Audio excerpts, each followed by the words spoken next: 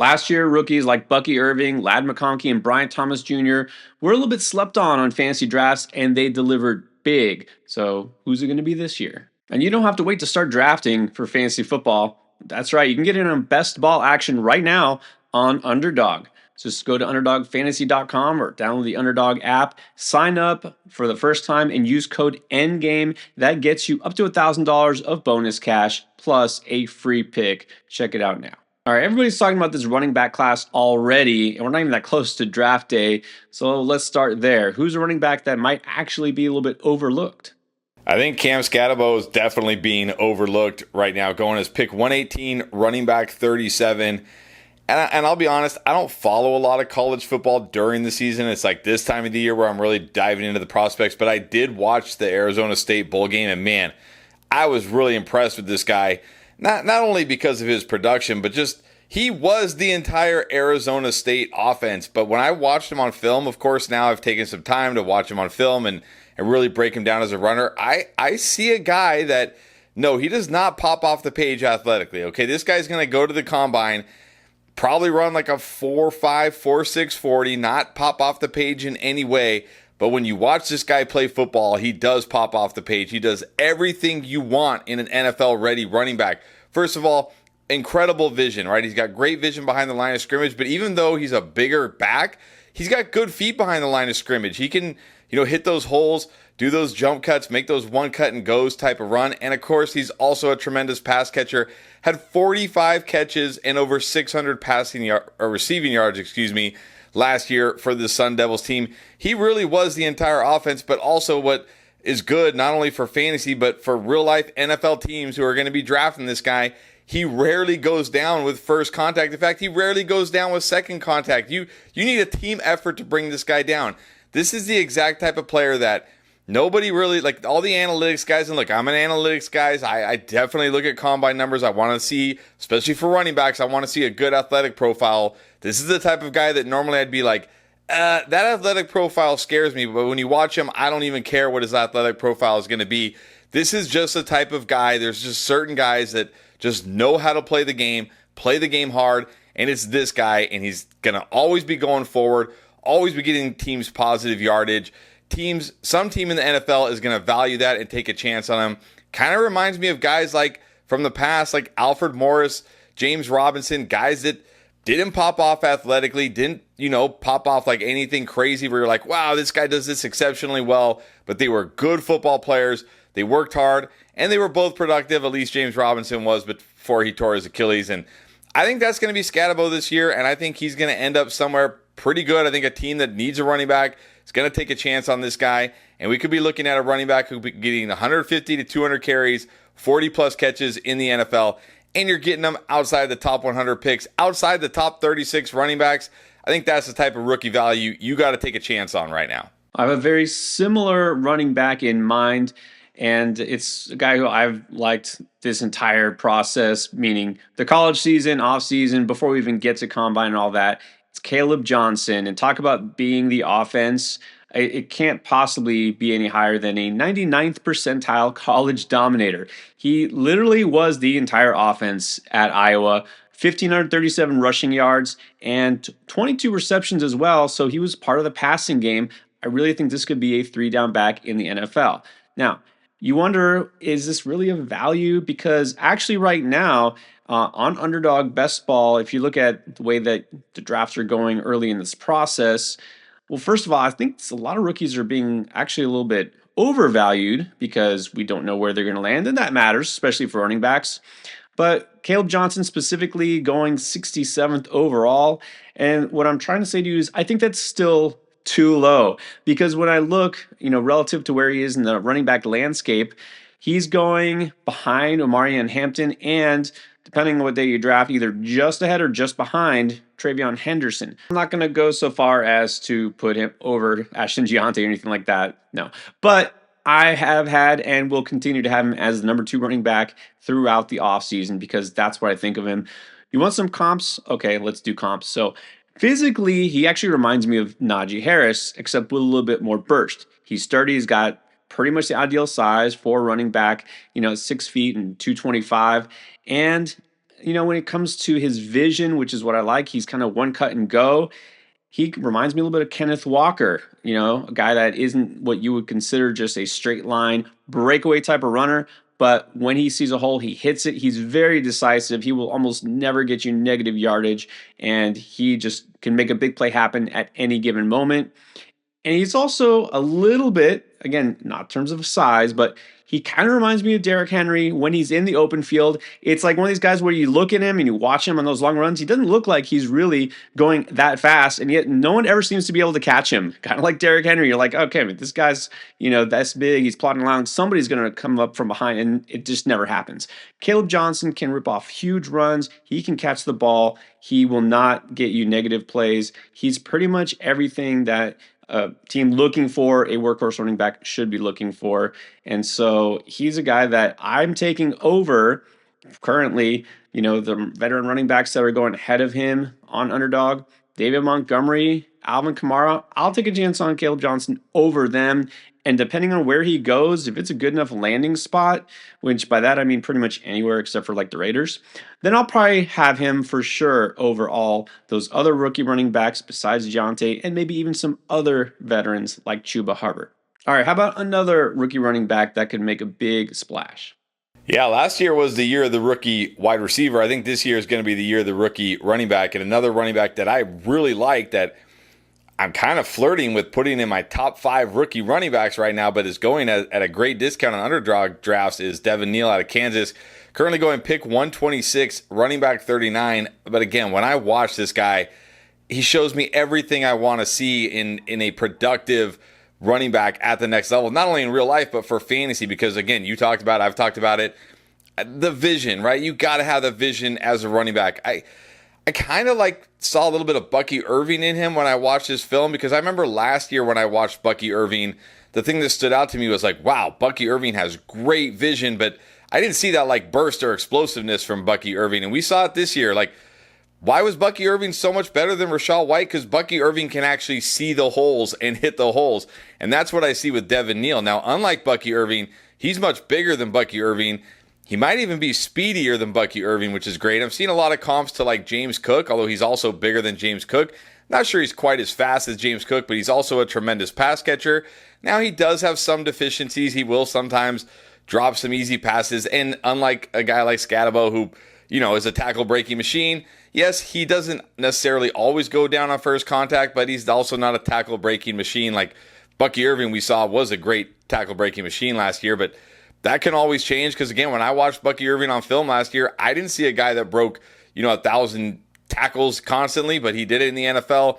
And the other thing I really like about Devin Neal, he's not like a scheme. Like some of these backs, it's they're made for a man blocking scheme, they're made for a zone gap scheme, but no, he can play in any kind of scheme. He has that great vision, that one cut ability, and he's got the pass catching. That's what I'm looking for. Now, he may not have that home run speed, but he's got the acceleration to hit through the hole, to get to the second level. And again, I think we're going to see him. I haven't really heard many people talking about Devin Neal as, a top 5, even really top 10 sometimes running back. You're getting him at such a discount. If he ends up landing in a good spot, this could really, really pay off. He could be one of those running backs that, after the NFL draft, we see his ADP just absolutely skyrocket. So take advantage of it now while he's still a value. All right, let's throw a receiver in the mix. You want to talk about value? How about a guy who's basically a last round pick, if even that? Jalen Noel from Iowa State. Now, another Iowa State receiver, Jaden Higgins, his teammate, is getting more love. He's being drafted ahead of Noel. Noel right now, you can get him at pick 226 overall. He's 14th just among rookie wide receivers. Not a lot of people expect him to make a big impact necessarily in the league. He's kind of like a dart throw. But still, come on. Okay, I maybe can understand him being drafted after Higgins, right? Higgins got a little bit more size, whatever. He's being drafted after Gabe Davis. Please explain to me, who is still drafting Gabe Davis in best ball or anywhere? I don't get that. But look, I do like Noel, and in fact, I think I like him better than Higgins because, number one, he's shown more. He's just had a more productive career. Higgins a little bit more of a project, a guy who has kind of leaped forward this past season.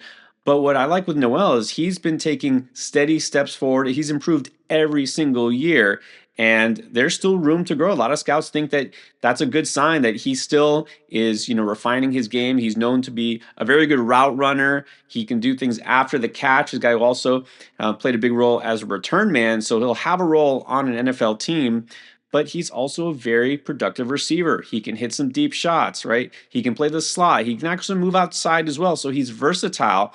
He might even be used in a role similar to Jayden Reed, except hopefully without those games where he just magically disappears. But I think that's more about Green Bay than about Reed. He actually reminds me, and physically, he is pretty identical to Christian Kirk of Jacksonville. So if you think of a player like that who has had some productive years, just not this past year because of injury, but he could maybe carve together a career like that. And look, he had a productive season for Iowa State, not exactly a prolific passing offense, but he and Higgins helped them to have a pretty good season. And I saw this for myself, unfortunately, because in the Pop-Tarts Bowl, my Canes did lose to Iowa State, and I saw Jalen Noel in that game go for 8 catches, 117 yards, and a touchdown against Miami. And that capped off a season where he had 1,200 receiving yards, several touchdowns, again, several big plays as a return man. So I love all of those aspects, the improvement, the versatility. He's probably slotted for a pretty big role on an offense and not just in the slot. I do think, of course, landing spot will matter. But yeah, this is a guy that if he lands in the right spot, he would fit perfectly for a team like, I don't know, the Rams, let's say, who are going to be without Cooper Kupp going forward. All right, let's get some other positions in the mix here. I can't believe it, Chris, you're going tight end.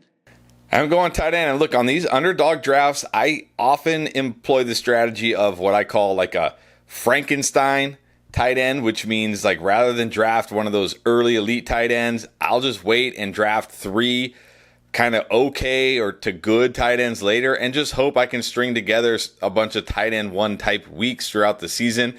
And if I'm going to look at one of these rookie tight ends, the one I like right now the most is Colston Loveland out of Michigan. Currently going pick 142, tight end 16. I know everybody's all crazy about Tyler Warren, especially after what Brock Bowers did last year. But Tyler Warren is being drafted as a tight end 8 right now. To put that in perspective, Brock Bowers was being drafted as a tight end 9 last year. I think people are a little too crazy for Tyler Warren right now.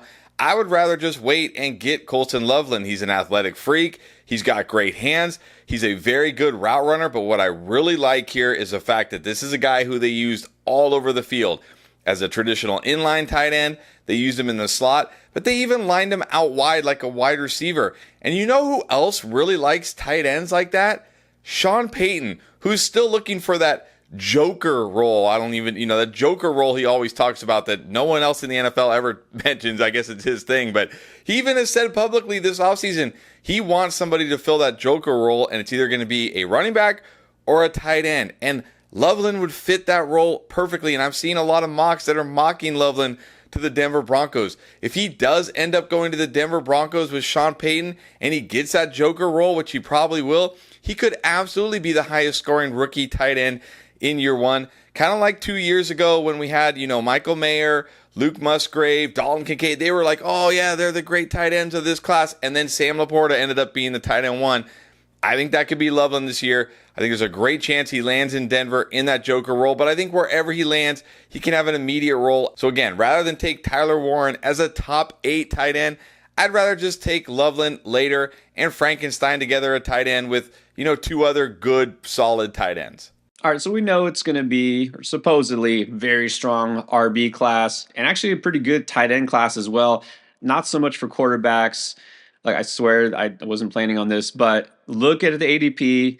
I have to talk about my boy, Cam Ward. Okay, Dynasty, Superflex, all that. Okay, I know he's going to get his proper respect. But right now in best ball, I find it hard to stomach the fact that he's being drafted behind guys like Michael Penix Jr., J.J. McCarthy, and barely ahead of Justin Fields, so we don't even know where he's going to play and if he's even going to be a starter right now. I mean, come on. Wherever Cam Ward goes, he's going to be the starter on day 1. Like, there's no question about that. I understand there's maybe some apprehension about the fact he's going to play for a team. Well, there's no doubt he's going to play for a really bad team, which is, that's how the draft works. Okay, Cleveland Browns, Tennessee Titans, New York Giants, Jet, who knows, right? It's going to be a bad team, but even bad teams have talent on them, and they are bad because they don't have a quarterback. He will make that team instantly better, right? If he goes to a team like the Giants, he's got Malik Neighbors. That actually would be great for him and that whole offense, right? In Tennessee, at least he's got Calvin Ridley still. Cleveland, able to score points with Jameis Winston. You're telling me Cam Ward can't do better? Look, those quarterbacks too, and Penix is fine, McCarthy might be fine, whatever. They are not dual threat running quarterbacks. Cam Ward is a true dual threat quarterback. Besides just leading the NCAA with 39 passing touchdowns, he actually led the NCAA in total touchdowns responsible for with 44 because he ran it into the goal line. He made big plays with his legs. He wasn't asked to run a lot, but he definitely can, very effective at it. And he isn't just a volume passer. He was an efficient passer. 10.5 yards per attempt. That's second among all quarterbacks in college. All right. There's a reason that he's being considered as the number one pick in the NFL draft. So it's the fact that he's the QB 24 off the board here. It's kind of mind boggling to me. I mean, I get the uncertainty about landing spot, but still, we're just going to overlook the talent factor here. You can get him at 153 overall. You talk about cobbling together a tight end. I do that as well. And I really like to wait at quarterback. I'm not drafting quarterback super early. And when I do get whoever my solid starting quarterback is, I'm going to take a swing on a high upside backup. And right now, it's definitely Cam Ward. All right, so those are some of our favorite rookie values. If you're already drafting like we are, you're going to look for some value at every position. How about the top 5 wide receiver values on the board right now?